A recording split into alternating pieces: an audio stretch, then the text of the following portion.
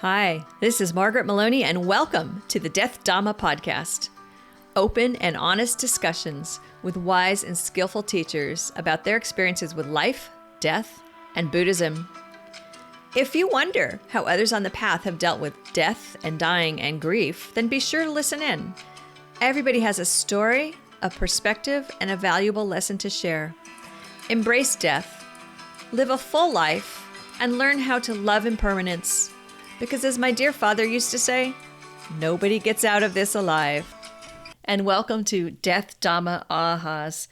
Today, I'm doing a recap of my discussion with Venerable Guan Zhen.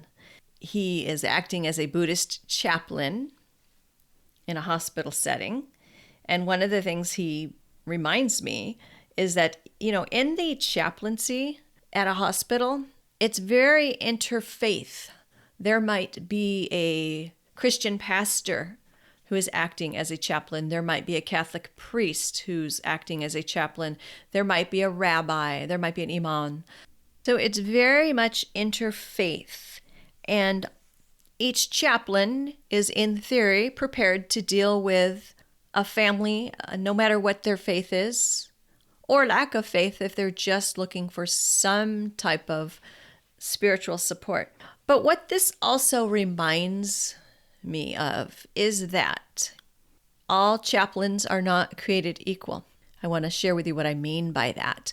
Years ago, a good friend of mine, her mother was dying. She was in the hospital. She was dying of cancer. And I just happened to be sitting with her one day when the chaplain came in the room.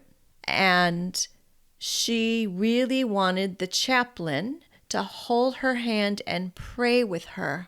And now I can understand that this poor man was so uncomfortable, not uncomfortable with prayer or with her Christian faith, because he came from Christianity as well. But what he was uncomfortable with was with being with the dying. Because although she didn't die that day, she was clearly a person who was dying. And I remember at the time I was so angry and I was judgmental. So what a great opportunity for me years later to go back and revisit that scenario and understand it more fully. But at the time it just broke my heart because he stood at the foot of her bed. He wouldn't come near her. He stood at the foot of her bed and then he would pray with her. But, she was just looking for a little bit more. And I recognize now that he wasn't able to deliver that at that time. Not all chaplains, no matter what faith they come from, are prepared to handle death. They are prepared to deliver spiritual care. But in a hospital situation, that might be praying for the successful outcome of your child's tonsillectomy, or praying with someone who has broken their leg. And yes, it could mean being with the terminally ill. So the right chaplain is such a blessing, no matter what faith that chaplain might come from. And Venerable Guan Zhen tells the story of what an honor it is when he's accepted by a family, no matter what their faith. And he was thinking specifically of a family, a Catholic family, who called him father. And he remembers at the time thinking, what an honor is this, that they looked at him and they saw him in his robes, and his robes do not look like the robes of a Catholic priest. And yet, that's what they called him. They called him father because that's their tradition. That's what you call someone in that role. And so it was a wonderful exchange that he had with this family. What about our discussion around death and dying and grief? Well, as we reconnected in this conversation, we learned that we had both lost our fathers in the same year, which was 2012. It just so happened that during that year, we were in different places and we had not been in touch. And so I didn't know that he had lost his father, and he didn't know that I had lost my father. So there we were. And right away, he comes right out and makes this statement, which was so poignant. He says, when your loved ones pass away, it's like an arrow shot in your heart. And it is. And those of you who have been through this, you know it. If you haven't been through it, I'm sorry, but one day you're going to have that feeling. He also discusses that this is part of our path to enlightenment. It's normal to have this feeling of the arrow being shot in our hearts, and that there is a very physical reaction that occurs to us when we're grieving, and especially in that immediate moment of realization, whether it's because you're there and you see someone die, or because later you learn about it. There is this visceral feeling. I return again to him saying an arrow shot through your heart, because to me that's just really the best and strongest description. And he also reminds us that you think that you have control, but you don't. And this can be true over our physical being, and it can also be true over our emotional being. And if you have already gone through this and felt this, the good news is this makes you be able to be more helpful to others. He attributes the grief that he experienced at the loss of his father as being one of the elements that helps to make him be the right chaplain to be with a family, because he can, with honesty, say that he has felt the sadness. And while he would never say, I know exactly how you feel, because it is a little different for all of us, he can honestly know that he has felt that sadness. And I think that the people that he works with can feel that sincerity. I'm sure that they can. Absolutely. I've never known him to be anything less than sincere in his statements and discussions of, other things that we've discussed over the years. He remembers that when he found out that his father had died and he was living at a monastery, he is so appreciative of how the other monks gave him space. And he says that this was the best support that he could have, was that they gave him the space to allow him to grieve.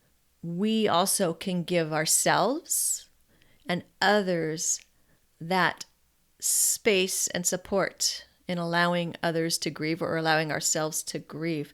And what that means, if we are helping someone else, is that so much of what we want to say and do might not be helpful. And so much of what we might want to say and do is about making ourselves feel better about the situation. But to truly help someone in their grief isn't about making yourself feel better in the situation. It is really about giving them what is useful. And it's that support, that space.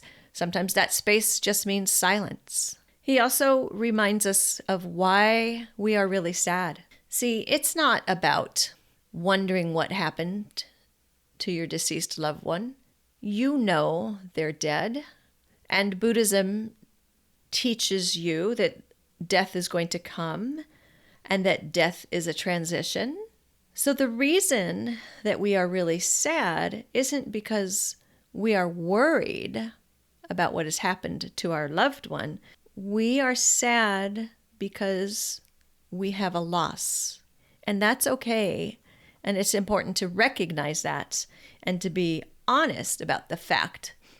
I feel sad because I have lost my father or my friend or my sibling. That's why I feel sad. Impermanence, recognizing, embracing, understanding impermanence is what will help us so that we aren't in denial, so that we don't fight and struggle. Don't fight and struggle. Remember, this day will come, and it's about impermanence. And it's okay that you are sad because you feel the loss.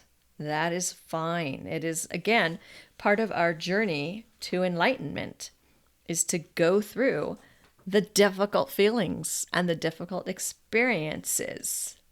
I love the way Venerable Guan Zhen expressed it during our discussion. He said, enlightenment is about having the feelings. He said, only a stone has no feelings.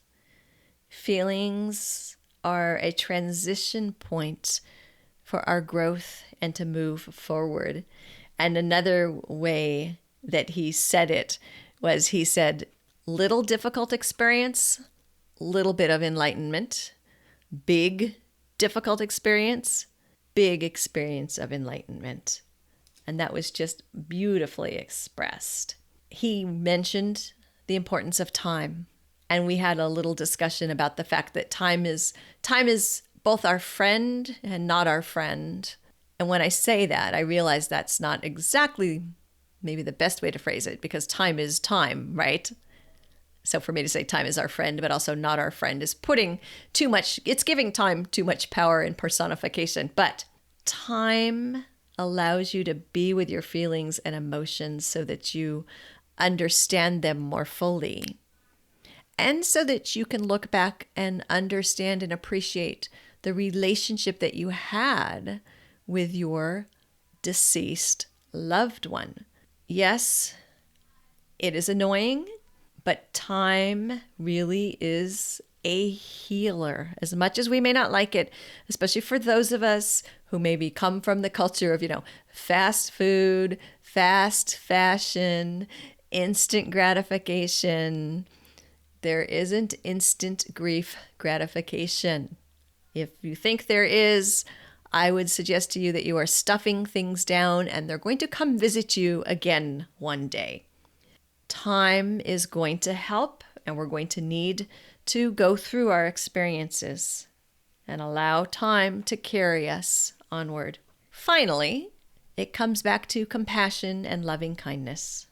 If you are with someone and you can see that they are going through the dying process, you want to be as compassionate to them as possible, because there are going to be times when they might be irritable, crabby, afraid. Be compassionate towards them, and be compassionate to yourself. And again, understand, you are not a rock. Don't be a rock. Only a stone has no feelings. And the way that Venerable Guan Zhen said it to me, which was so beautifully expressed, compassion is like water. It brings life everywhere. This has been the Death Dhamma podcast with Margaret Maloney. Thank you for being here. Your reviews and comments are greatly appreciated. And please come find me on margaretmaloney.com. MargaretMeloni. And don't forget to check out Carpooling with Death, How Living with Death Will Make You Stronger, Wiser, and Fearless. Available in all your favorite formats over on Amazon. And most importantly, may you be well. May you be happy. May you be safe, at ease, and free from suffering. Bye for now.